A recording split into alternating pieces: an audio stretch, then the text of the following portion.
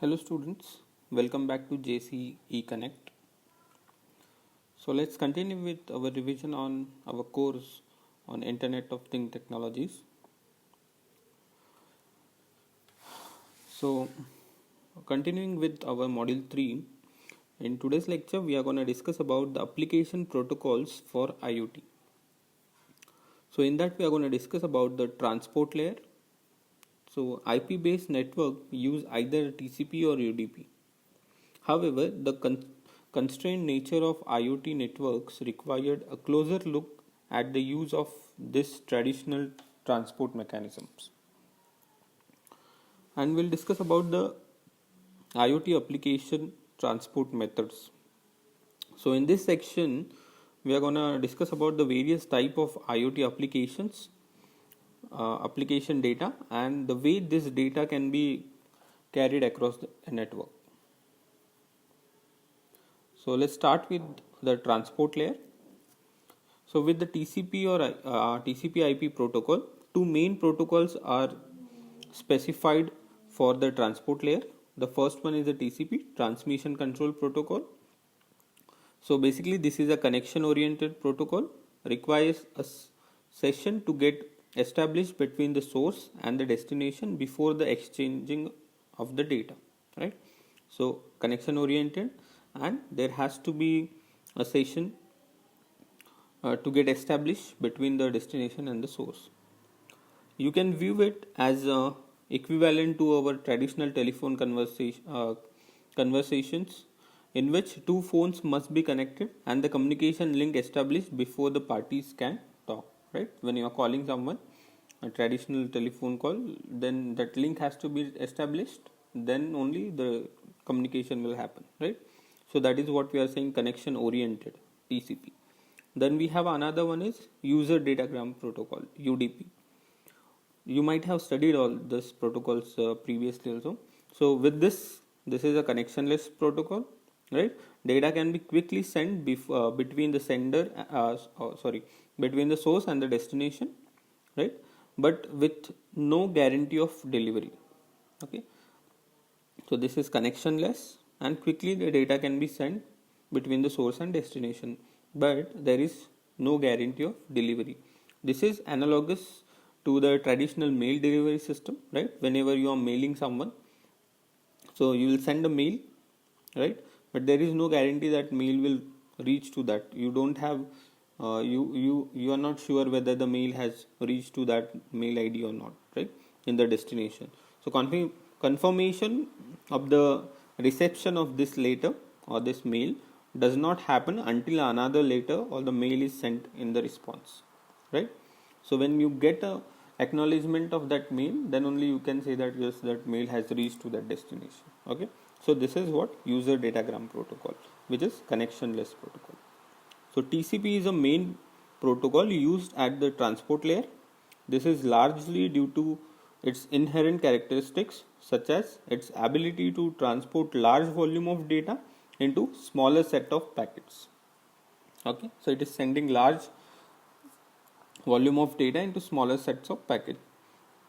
In addition, it ensures reasonably in correct sequence, flow control, and window adjustment and retransmission of the lost packets.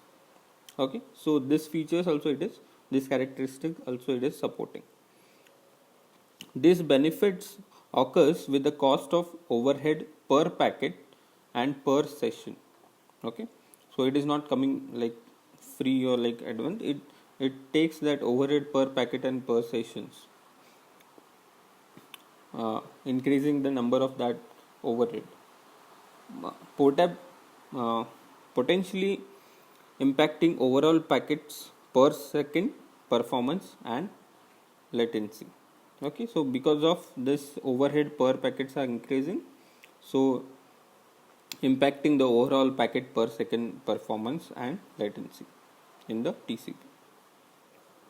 In contrast, UDP is most often used in context of network services such as domain name systems, network time protocol, simple network management protocol, and dynamic host control protocol, or for real-time data traffic, including voice and video over IP.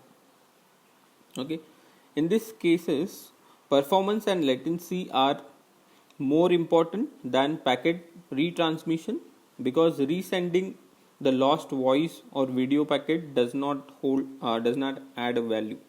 Okay, so here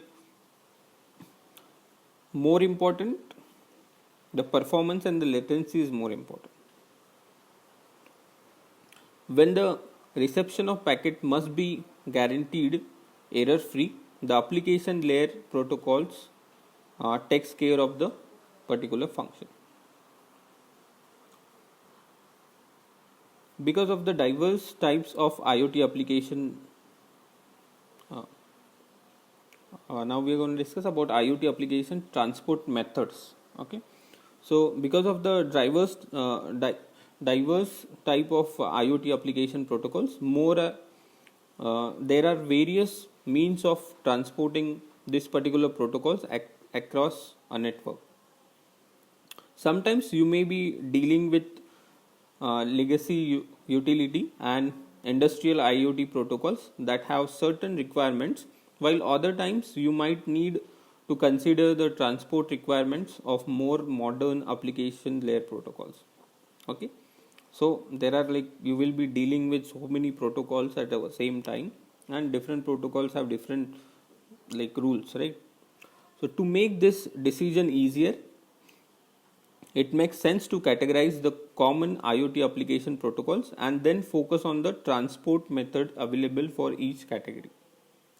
Okay, so a diverse type of IoT application protocols are available, right? So if they want to communicate with each other and all, there has to be, the rules has to be followed, right? So that's why we are just categorizing that particular IoT application protocols and then focus on the transport method available for each category. Okay, so the following categories of the IoT application protocols and their transport methods are explained in more detail. So the first one is application layer protocol not present. Okay, so first method what we are discussing is application layer protocol not present. So IETF RFC 7228 devices defined as class 0 send or receive only a few bytes of data. Okay, so we have already discussed this class 0, class 1, class 2 constraint nodes or constraint devices, right, in the last module. So their constraint means highly controlled and very less like parameters they will be having, like memory or power consumptions or storage and all, right?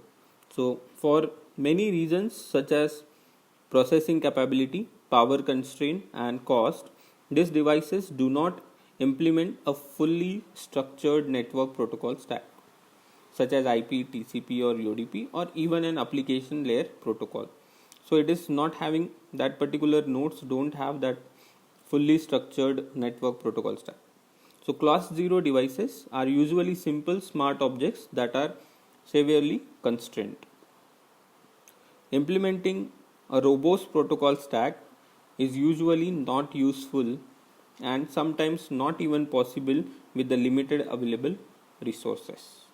Okay, so all these protocol stacks available at every node is not possible. For example, consider a low cost temperature and relative humidity sensor sending data over low rate wireless personal area infrastructure, that is LoRaWAN infrastructure. Temperature is represented as 2 bytes and your humidity RH value is represented as another 2 bytes of data. So this small data payloads is directly transported on a top of LoRa MAC layer without the use of TCP/IP. So that's what we are saying, the application layer protocol not present. So without the TCP/IP, we are just transmitting that directly. So different kind of temperature sensor will report temperature data in varying formats. So we have different vendors, those who are providing us a temperature sensor. So they may have the representation of the temperature, the output whatever they were given, the represented might be in a different format. Okay, right? We can say in degree centigrade, or in a farad, right? So there can be different format of representing that temperature. So a temperature value will always be present in the data transmitted by each sensor, but decoding this data will be vendor specific. That's what. Okay. So if we scale this scenario out across hundreds or thousands of sensors, the problem of allowing various applications to receive and interpret temperature value delivered in different format becomes increasingly complex. Okay. Now if we are considering thousands of hundreds of sensors together, and the application which are accessing this particular reading from these sensors, and if they are giving that in a different format, then it will be very complex for the application to understand. Okay. The solution to this problem is to use IoT data broker. As details we'll see in the figure what is this broker is. Okay. An IoT data broker is a piece of middleware that standardizes the sensor output into a common format that can then be retrieved by authorized application. So what it's basically doing is, it is standardizing the output of the sensor in a particular format so that everyone will understand. Every application which are accessing that data can be able to understand that. Okay. So that is what this particular broker is doing. So here you can see the figure, IoT data broker. In the center we have the IoT data broker. Okay. At the bottom we have the different sensors. Okay. Like sensor X, sensor Y, up to sensor Z we are having. Like many sensor will be there. Okay. So sensor X is temperature 2 byte of coding. Sensor Y takes temperature 4 byte coding. Sensor Z take temperature equal to 8 byte of coding. Okay. So the decoders are available for X, Y, many sensors, AB, whatever we have, and Z. So that will be decoded, and then we have a temperature data and standardized format. So that temperature data in a standardized format will be done by this IoT broker. Okay, in a standard format.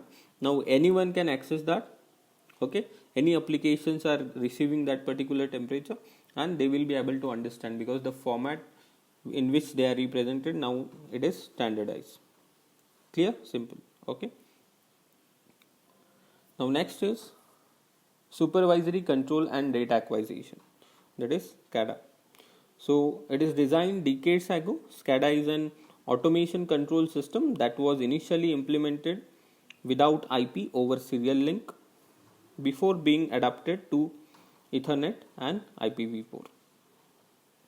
At a high level, SCADA system collects sensor data and telemetry from remote devices, while also providing the ability to control them. Okay, they are receiving the data from the sensor at remote place, and even they are providing the ability to control them. Used in today's network, SCADA system allow global, real-time, data-driven decision to be made about how to improve the business processes. Okay, so basically machines, it will collect the data from the machines and all, and it will give that data to the human or computer systems. So that is what basically SCADA is. A SCADA network can be found across various industries, but mainly concentrated in utilities and manufacturing and industrial verticals. Within these specific industries, SCADA commonly use certain protocol for communication between devices and applications. For example, Modbus is a protocol used by SCADA, and its variants are industrial protocol used to monitor and program remote devices via master-slave relationship. So remote devices mean different machines at a different location, and one will be slave, one will be master. They will be communicating each other. Okay, or that can be accessed by a human somewhere in a computer. So for that, this Modbus will be used. Modbus is also found in building management, transportation, and energy applications.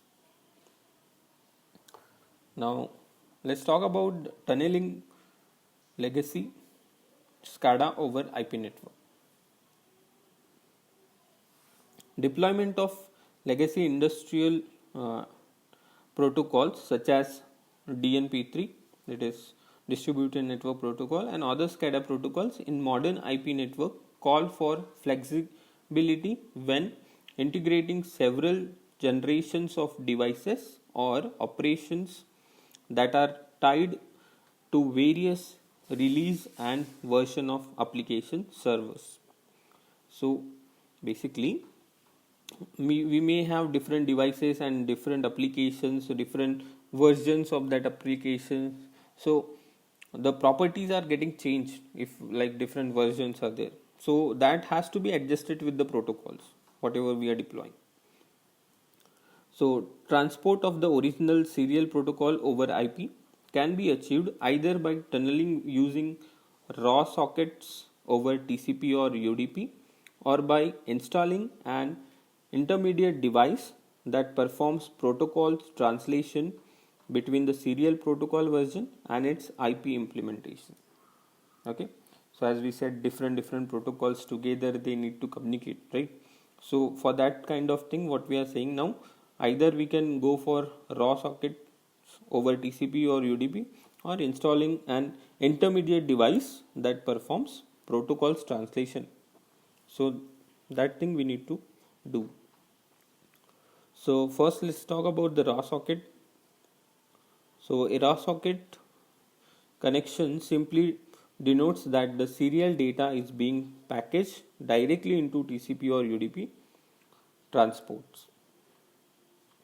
A socket in this instance is a standard application programming interface API composed of an IP address and a TCP or a UDP port that is used to access network devices over an IP network.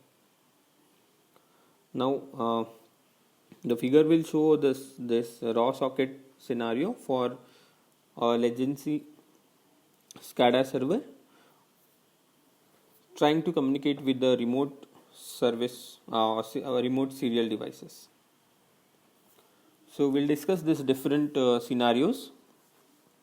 So before going further, like what we can say that in what we can see in this particular diagrams as there's different scenarios. Notice that the routers connected via serial interface to the remote terminal units, that RTUs are remote terminal units. Okay, so they are connected to the routers through serial interfaces. Okay, which are often associated with the SCADA networks, this RTUs.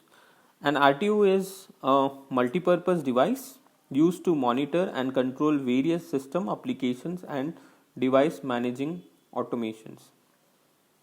Drivers managing automation. From the master slave perspective, the RTUs are slave. Opposite the RTUs in each figure, what we have is SCADA servers on the right side, what you can observe, right? Or master, we can say that varies its connection time.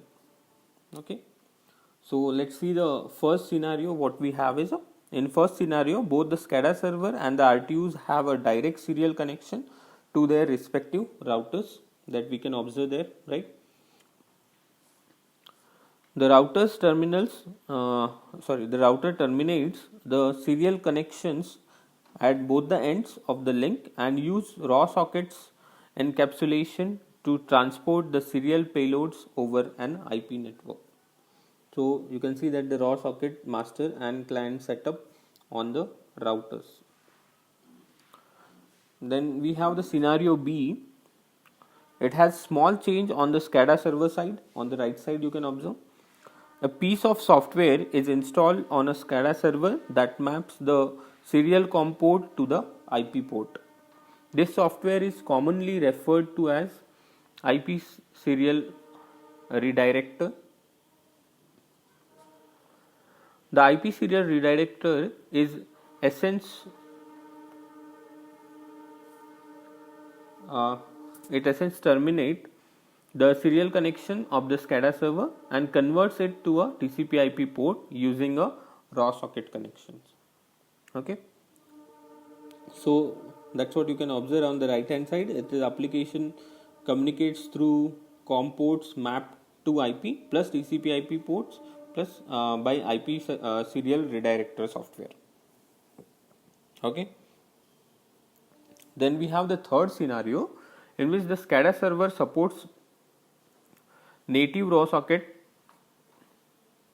capability, unlike the scenario A and B where the router or IP serial redirector software has to map the SCADA server serial port to an IP port. So there is no need of that particular software. So in scenario C, the SCADA server has full IP support for raw sockets connections. Okay, so the SCADA server is changing its transmission type always, right? So application communicates directly over the raw socket IP plus TCP/IP ports. So this is what we can observe here, like a raw socket TCP or UDP scenarios for legacy industrial serial protocols. The next one is a SCADA protocol translation. So we said two things can be done. One is a raw socket and another is a translation. So a translation device we are adding into it, right? So protocol translation. So an alternative to a raw socket connection for transporting legacy serial data across an IP network is protocol translation. With protocol translation, the legacy serial protocol is translated to a corresponding IP version. For example, we'll observe in the figure